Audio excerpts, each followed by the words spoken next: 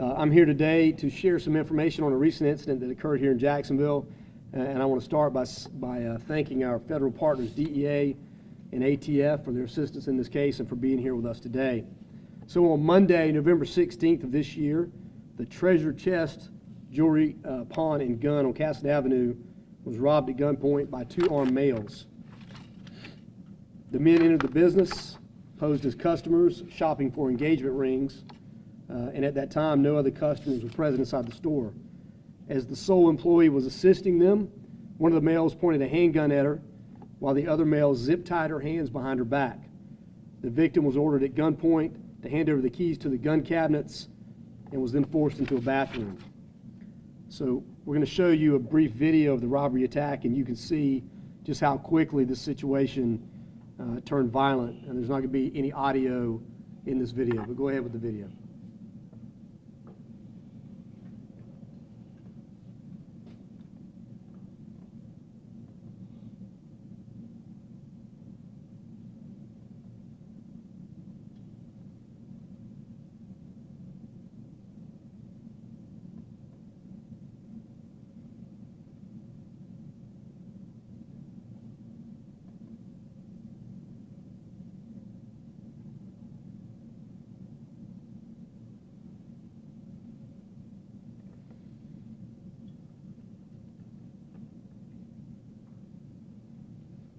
So it looks like we're having some technical difficulties. Just cue that up, and if we get it done before we finish, we'll show it. If not, we'll get you guys a clip of that video. So this video surveillance footage inside the business revealed the two males spent about 8 minutes inside the business. While inside, they stole 40 handguns and more than $100,000 in jewelry and cash. They then fled the scene in the employee's vehicle. So with her hands still tied behind her back, with the zip ties, this brave employee managed to call 911. Her vehicle was recovered a short time later, abandoned near a nearby apartment complex. So using our social media channels, we made the community aware of the suspects that were being sought in this case through the distribution of still images that we got from the surveillance footage. So 4 days later, on Friday, November 20th, we received a tip from our partners at First Coast Crime Stoppers about the identity of one of the suspects. Our detectives confirmed the validity of that tip through some incredible investigative work, and an arrest warrant was issued for Antoine Spite Jr. So through further investigation, along with collaboration with our partners at DEA, it was learned that Spite had plans to travel to New York to sell the guns. A joint effort between JSO, DEA, and ATF resulted in the capture of Spite outside Atlanta, Georgia, just hours after the tip was received. So ultimately, a search warrant was executed on Spite's mother's residence in Lawrenceville, Georgia, and in that search warrant, we found 26 of the 40 stolen handguns.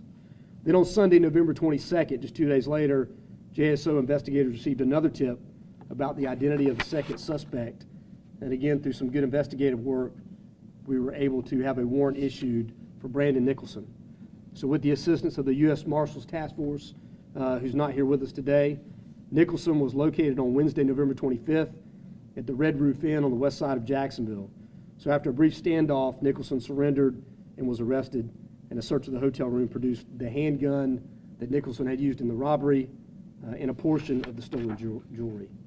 So it's believed that two other unknown suspects also participated in this crime as either lookouts or getaway drivers that day. So anyone with any information about the identity of these two unknown suspects is encouraged to call JSO at 630-0500, give us that information, or reach out through First Coast Crime Stoppers and give us that tip.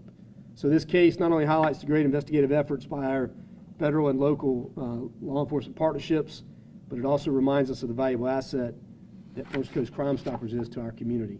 And obviously, the critical piece that the community plays in crimes like this, where without their information, we would not be able to solve these crimes. Absolutely would not be able to solve them so quickly. So again, in closing, any additional information about this case, to include the identity of the two additional suspects, we would ask that they reach out and call JSO, or again, reach out through Crime Stoppers. And with that, we can answer a couple questions. Sheriff, Spite and Nicholson, have you tied them to other crimes? Have you been doing this for a while? So they're both, I think, what you could categorize as career criminals. Spite, I believe, had just been released from prison, federal prison. And so they both have criminal histories, and so have been at this for quite a while. How many handguns are still out there from this stolen incident? So 16. We recovered. We have not yet recovered those other handguns. Again, en route for New York City. So important to note about the handguns in our community, they don't always leave the community. This is a unique case where these individuals are clearly professionals and career criminals, and they're profiting in mass off of stolen handguns. The challenge we see locally with stolen handguns is still out of unlocked vehicles.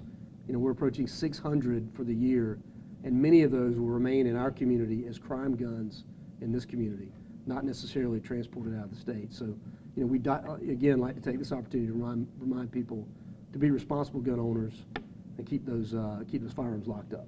So, anything else? So robbery, kidnapping, and a variety of other charges that, as the investigations unfold. Does this have anything to do with the gun bounty program? No, it doesn't, but I'm glad you asked. So, gun bounty is, again, a response to us. Again, it gives people another avenue to reach out to us, to give us information about individuals who are carrying guns illegally. Clearly they were, but this tip was really around the robbery and kidnapping incident. But we would encourage people to reach out to Crime Stoppers with that information about knowing someone who's carrying a gun illegally, a convicted felon, a drug dealer, share that information with us. And if they do that, they can do so anonymously, and they will receive a $1,000 tip. I think we're up to about 30 plus gun bounty tips since we re-engaged the program again. And so, and still working on closing some of those out. So a successful operation, but again, we have to have the community support to get the benefit from the program. So, for Special Agent Jubek, can you talk about your role as far as the federal partnership here with JSO with being able to track this down? Yes, I would just say that we work every day hand in hand with the Jacksonville Sheriff's Office on drug and violent crimes, and this is just a prime example of one of those.